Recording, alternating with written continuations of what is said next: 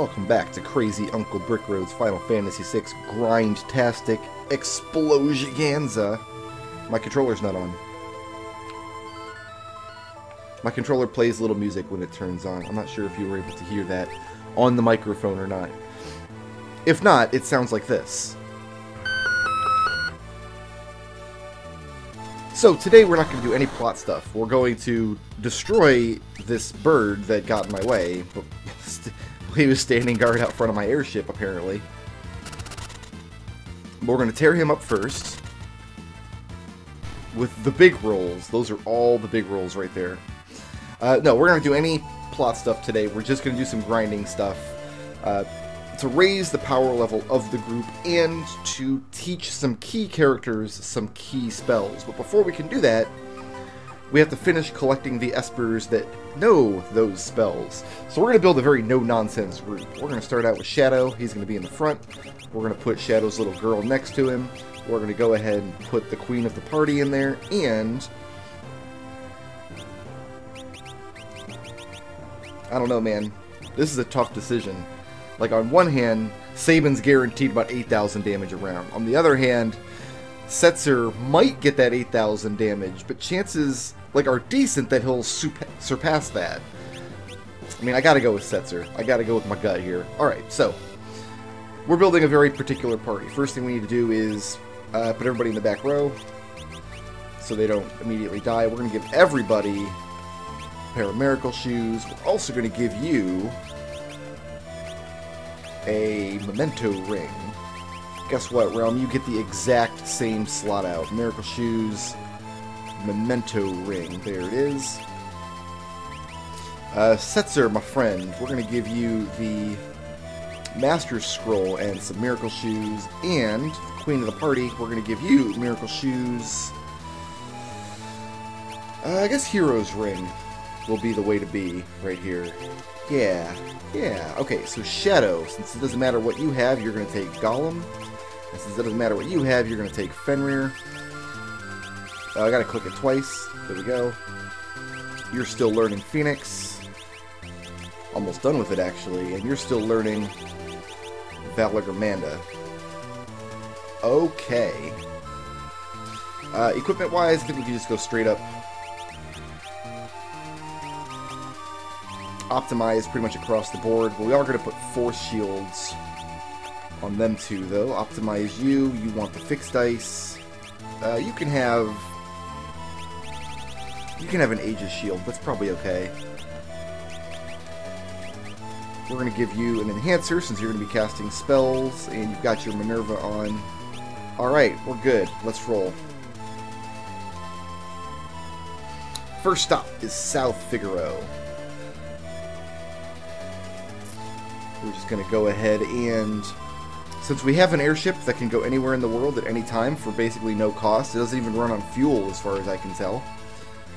Obviously what we need to do is hop aboard the ferry and take the boat somewhere. Pretty sure you have to talk to that guy. The first time I took the ferry, nothing happened, but then I came in and talked to that guy, and the ferry worked just fine. Can you tell this is the second time I've sat down to record this session today? I have considerably more notes for today than I usually have setting forth for a session.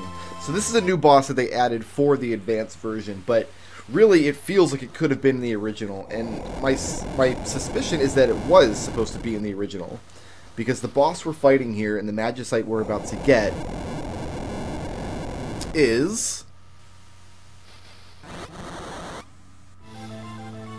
Leviathan. And Leviathan is a Final Fantasy mainstay. You have all the Aga spells except for the one you need. Alright, just go ahead with Thundara then. I guess it's fine. You go ahead and attack. You go ahead and you still don't have any Aga spells, even though you've been... Oh, let's wait and see if... Actually, you know what? Queue up a heal, because some people are going to take damage from that, especially Setzer. You are going to throw this Thunderblade. There's the sixes right there, man. There they are. We found them, kids. We found the sixes. Setzer might not be long for this battle. There are piece of equipment in the game that absorb water damage. but they're very few and far between. You're not likely to find a great deal of them. Let's have you Thunder. Oh, I thought Celeste had a turn handy. Oh no, that's not good. You can cure though. And that's it for Setzer. He's in the dirt now. He's down in the muck. But that's okay because we have Phoenix ready to go with a rise. So I think all of the pieces of equipment, and somebody's going to correct me in the comments if I'm wrong about this, but I'm pretty sure that all of the equipment we can get that absorbs water are the pieces of imp equipments that we can find. And what else can we throw here? We can throw this Punisher at him. Have a Punisher jerk. Never mind, he's dead. Not a particularly long-lived boss, but I mean, he throws those water attacks out constantly. And I didn't feel like going around and getting, like, you have to steal equipment and bet it at the Coliseum to get the imp gear, and I'm not really down with all that. Although, theoretically, that would be a really good way to go about it, because turning somebody into an imp and giving them all the imp gear is a way of making them really powerful. Take me back to South Figaro, please. And I know that's a strategy that a lot of players employ. They'll hunt down that imp equipment, they'll take a character that they don't like that much, turn them into an imp, and that makes them really, really powerful. But in doing all the running around you have to do to get all that equipment and setting that up, you could take that character with a growth egg to, like, Dinosaur Forest or something. By the way, this game has a place called Dinosaur Forest. And raise that character's level to a place where they're going to be effective no matter what you do. So we do need to hit the inn real quick to refill our magic. Magic is going to be very important for the next battle. And I got to change one piece of equipment. Setzer, instead of Miracle Shoes, we're going to give you the Lich Ring. So both Shadow and Realm are level 30, and that's bad for what we're about to do, but they both also have Memento Rings, which is good. Memento blocks, instant death, petrification. Oh, we triggered one of Shadow's dreams. I was hoping we wouldn't have to sit through any of these. Well, okay. I mean, here's Shadow's backstory, in case you really wanted to see it.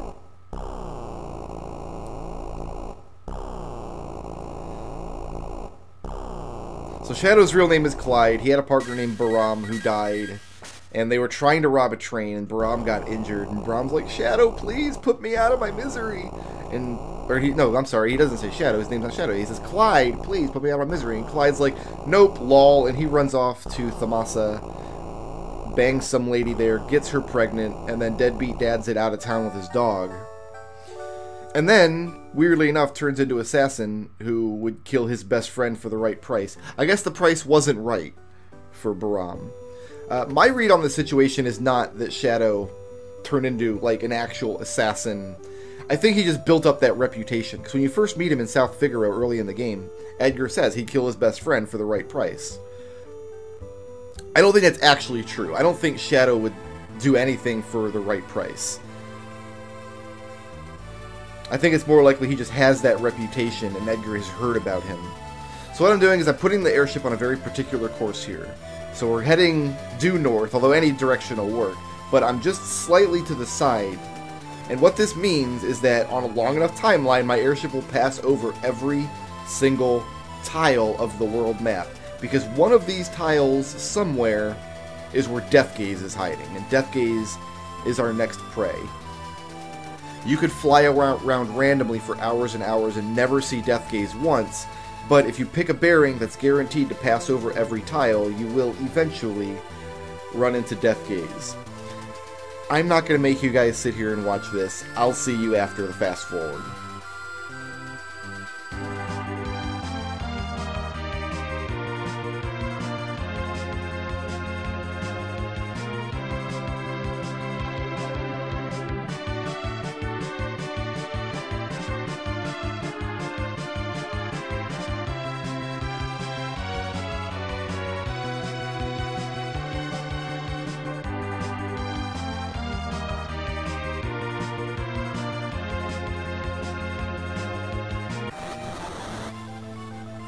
Now, Death Gaze has a couple of really nasty tricks. What he likes to do is spam death spells, which we're pretty well insulated against at this point.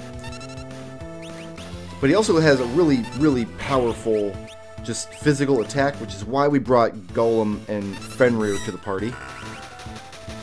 And we might not kill him. If we don't kill him, he'll run away. If he runs away, the only concession we really have is that any damage we deal will stay dealt. And that's it. This is the Death Gaze fight. Shadow and Realm are protected against any kind of death magic, even level 5 death, even though they are currently level 5. And Setzer is protected from death magic because he's undead. He's wearing the Lich Ring. Celeste is not protected at all, but she can get around level 5 death because she's not level 5. And we're just going to hope he doesn't cast death on her. How did this hurt us? Just Setzer, who we can't heal anyway. Okay, go ahead and throw this Punisher. This might finish him here if we get really good rolls here. Setzer, that's not going to do it. I mean, that was passable. It could have been better. If at any point we managed to get Realm 7 more magic APs and came into this fight with her with Faraga, we probably could have taken him down, but we didn't.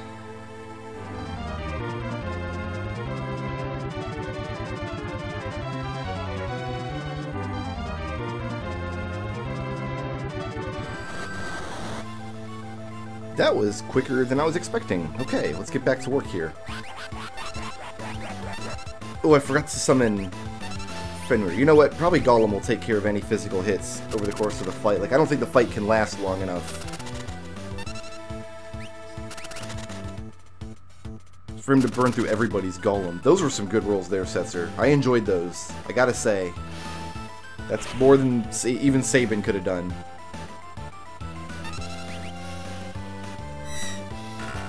I think we have the thing's number this time. He's got a lot of hit points, but it's not like thousands and like hundreds and hundreds of thousands. So, I mean, that was it. Beautiful. Oh, I've been flying in circles for so long, my butt cheeks fell asleep. Hold on a second, I gotta reorientate myself in my chair. There we go. Okay, so new Esper we get is... Oh, it's a green one. Huh. There's the Bahamut Magicite. Okay, so now we have no more threat of Death Gaze. So we're going to fly up to the north here. We're going to rebuild the party, and the next thing I want to do is make sure that there's two things we need to take care of now. Number one is to make sure that my key spellcasters have all the spells they're going to need to be successful. And the second thing is, we have this cursed shield we got in Narsh. And the only way to uncurse it is to fight with 256 battles with it equipped. Obviously, we're going to put that on Celeste. We're going to put Gao in the lead, since we're going to be fighting on the Velt. And my other spellcasters are Realm and Terra. So it's kind of like Gao's day out with the ladies, more or less. Esper's first. So you are just about done with Phoenix. You are working on Holly.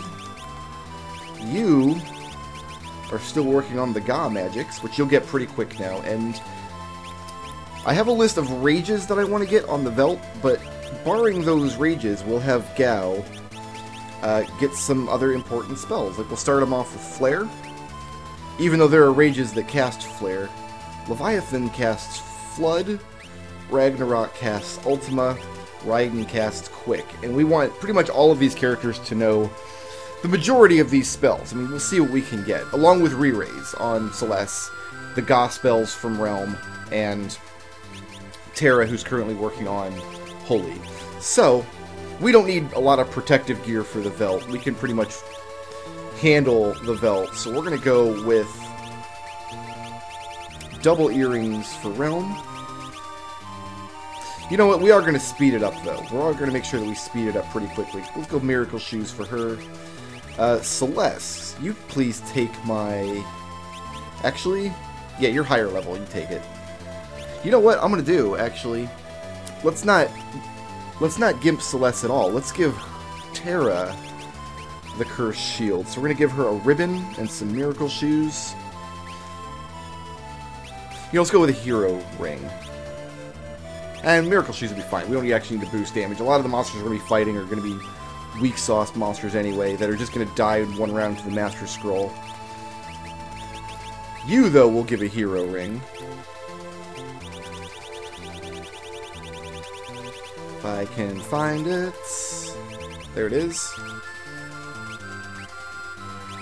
Alright, so. Oh, that's a good sword for you anyway. Yeah, that's fine. Take this Cursed Shield, please. So the Cursed Shield inflicts a bunch of status ailments on the character, but for some reason you didn't have the Minerva on. But that's not going to be a problem because she has the ribbon. I don't like you with the Gladius. I like you with the Magus Rod. I mean, that Magus hat's good, but it lowers a lot of her other... You know what? That's actually really good. Lowers stamina and speed a little bit, but she's hasted. It's not going to matter. Probably the Hypno Crown is a better option, though. Alright, so... Oh, Gao, would you like some equipment, my friend? Here you go. Enjoy. Oh yeah, that Snow Scarf. So he's going to be basically unkillable.